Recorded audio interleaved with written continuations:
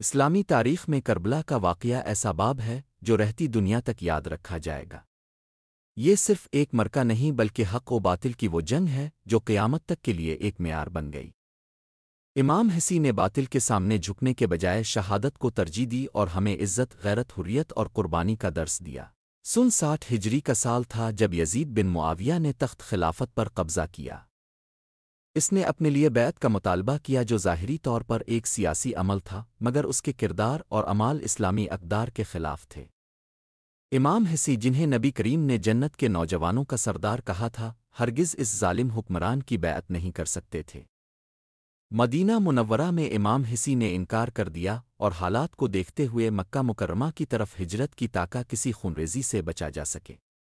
مگر وہاں بھی یزید کے کارندوں نے دباؤ بڑھانا شروع کیا۔ جب اہل کوفہ کو خبر ہوئی کہ امام حسین نے یزید کی بیعت سے انکار کر دیا ہے تو انہوں نے امام کو خطوط لکھنے شروع کیے اور کہا، ہم آپ کی قیادت میں ظلم و ستم کے خلاف اٹھنا چاہتے ہیں، ہم آپ کا ساتھ دیں گے۔ آپ کو ہمارے درمیان آ کر رہنمائی کرنی چاہیے۔ کوفہ سے ہزاروں خطوط موصول ہونے کے بعد امام حسین نے حضرت مسلم بن عقل کو کوفہ روانہ کیا تاکہ وہاں کے حالات کا جائزہ لے سکیں۔ حضرت مسلم کوفہ پہنچے تو عوام نے ان کا زبردست استقبال کیا اور امام حسین کے حق میں بیعت کی۔ مگر جب یزید کے گورنر عبید اللہ بن زیاد کو اس کا علم ہوا تو اس نے ظلم و بربریت سے کوفہ والوں کو ڈرا کر حضرت مسلم کو شہید کر دیا۔ امام حسین کو جب حضرت مسلم کی شہادت کی خبر ملی تو وہ کرب سے بھر گئے مگر حق کے راستے سے پیچھے نہ ہٹے۔ امام حسین نے اپنے خاندان اور کچھ وفادار ساتھیوں کے ساتھ مکہ سے کوفہ کا سفر اختیار کیا۔ قافلے میں بچے، عورتیں، نوجوان اور ضعیف سب شامل تھے۔ راستے میں کئی مقامات پر امام کو روکا گیا اور یزید کی بیعت پر مجبور کرنے کی کوشش کی گئی مگر امام نے فرمایا، ایسا شخص جیسا میں ایسے شخص جیسے یزید کی بیعت نہیں کر سکتا۔ یہ سفر آسان نہ تھا۔ حر بن یزید ریاحی کا لشکر راستے میں ملا۔ اگرچہ وہ یزیدی لشکر کا حصہ تھا مگر امام کے اخلاق اور گفتار سے متاثر ہو کر بعد میں توبہ کر کے امام حسین کا ساتھ دیا۔ جب امام حسین کا قافلہ کربلا کے میدان میں پہنچا تو وہ 2 محرم الحرام 61 ہجری کا دن تھا۔ اس وقت کربلا ایک سنسان اور ویران جگہ تھی جہاں نہ کوئی رہائش تھی نہ سہولت۔ امام نے قافلہ کو ایک جگہ ٹھہرایا اور فرمایا، یہی وہ جگہ ہے جہاں ہمارا خون بہایا جائے گا، یہی وہ زمین ہے جو ہمارے خون سے سیراب ہوگی۔ ابن زیاد نے عمر بن سعد کو امام حسین کے خلاف جنگ کے لیے بھیجا۔ عمر بن سعد کوفہ کا سردار تھا جو پہلے امام کے احترام میں ہچکچاتا رہا مگر مال و دولت کے لالچ میں وہ یزید کا وفادار بن گیا۔ جب اس کا لشکر کربلا پہنچا تو اس نے سب سے پہلا ظلم یہ کیا کہ امام حسین اور ان کے ساتھیوں پر فرات کا پانی بند کر دیا۔ یہ وہ پانی تھا جو قریب ہی بہتا تھا مگر یزیدی فوج نے سخت پہرا لگا کر کسی کو قریب جانے کی اجازت نہ دی۔ حسینی خیموں میں عورتیں، بچے، بوڑھے اور جوان سب تھے۔ پانی بند ہو چکا تھا اور اب سخت ترین امتحان شروع ہو چکا تھا۔ 3 دن تک بچوں کی پیاس، ماؤں کی آہیں اور مردوں کی بے بسی آسمانوں کو چیرتی محسوس ہوتی تھی۔ چھوٹا علی اصغر امام حسین کا شیر خوار بیٹا پیاس سے بلک رہا تھا۔ حضرت عباس کئی بار پانی لانے کی کوشش کرتے مگر دشمن تیر برساتا اور راستے بند کر دیتا۔ حضرت عباس، جنہیں علمدان کربلا کہا جاتا ہے، امام حسین کے بھائی تھے۔ جب بچوں کی پیاس حد سے بڑھی تو امام نے حضرت عباس سے فرمایا، بھائی، اگر ممکن ہو تو بچوں کے لیے پانی لے آؤ۔ حضرت عباس مشکیزہ لے کر فرات کی طرف روانہ ہوئے۔ دشمنوں کے نرغے میں گھس کر پانی بھر لیا مگر واپسی پر ان پر حملہ ہوا۔ ان کے بازو قلم کر دیے گئے مگر انہوں نے مشکیزہ کو دندانوں میں پکڑ کر واپس لانے کی کوشش کی۔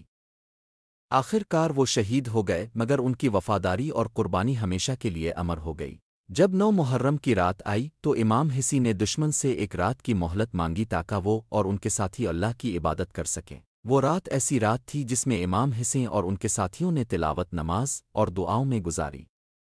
ہر طرف سے صرف ایک ہی صدا آ رہی تھی، اے اللہ، ہم نے تیرا دین بچانے کے لیے یہ قربانی چانی ہے، ہمیں صبر عطا فرما۔ امام حسین نے اپنے ساتھیوں سے فرمایا، تم سب آزاد ہو، اگر چاہو تو چلے جاؤ، دشمن صرف مجھے چاہتا ہے۔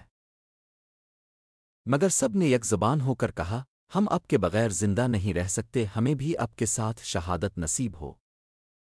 10 محرم الحرام 61 ہجری تاریخ اسلام کا وہ دن جب حق و باطل کے درمیان حتمی مرکہ برپا ہوا۔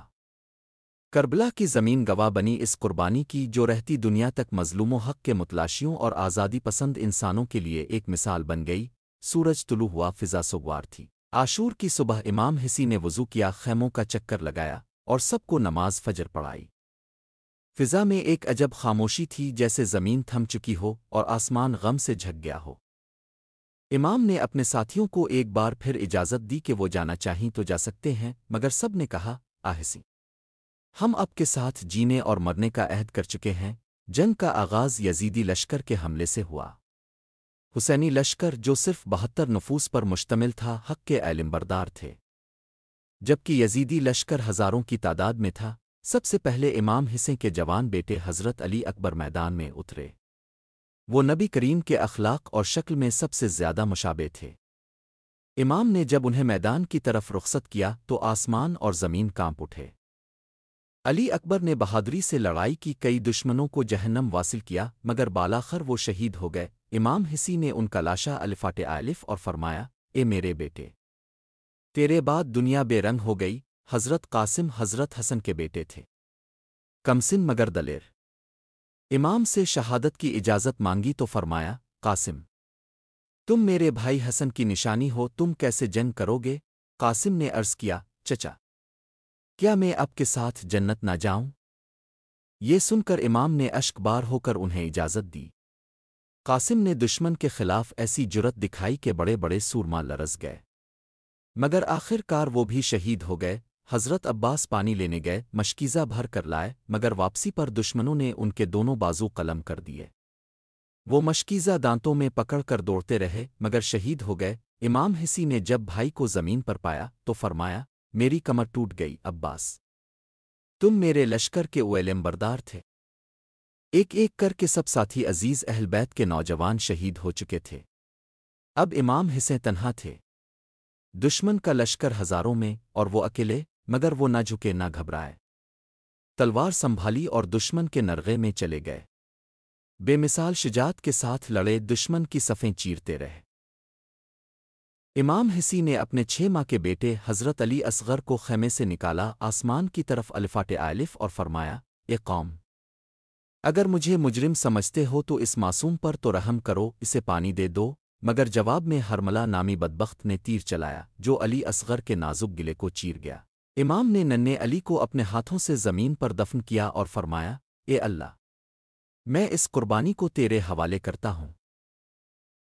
کربلا کی زمین 10ویں محرم کی دوپہر، ہر طرف خاک الفاڑ رہی تھی، آسمان سوانٹے میں ڈوبا ہوا تھا اور زمین ماتم کنا تھی۔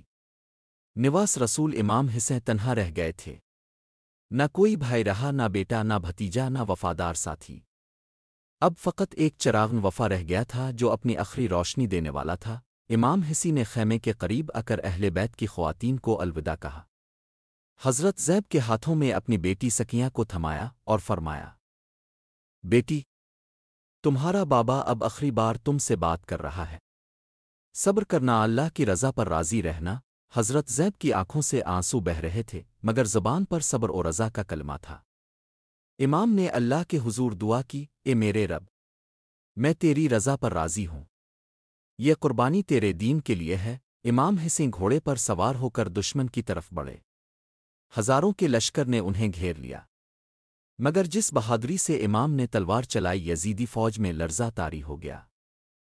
تن تنہا مگر ایسا حوصلہ، ایسا عزم، ہر وار میں حق کی صدا، ہر قدم پر نبی کی تعلیمات کا پرتو۔ کئی دشمن واصل جہنم ہوئے، مگر وہ بھی کیا جنگ تھی جس میں ایک طرف یتیم بچوں کا باپ اور دوسری طرف تلواروں، نیزوں، تیروں اور ظلم کا طوفان تھا۔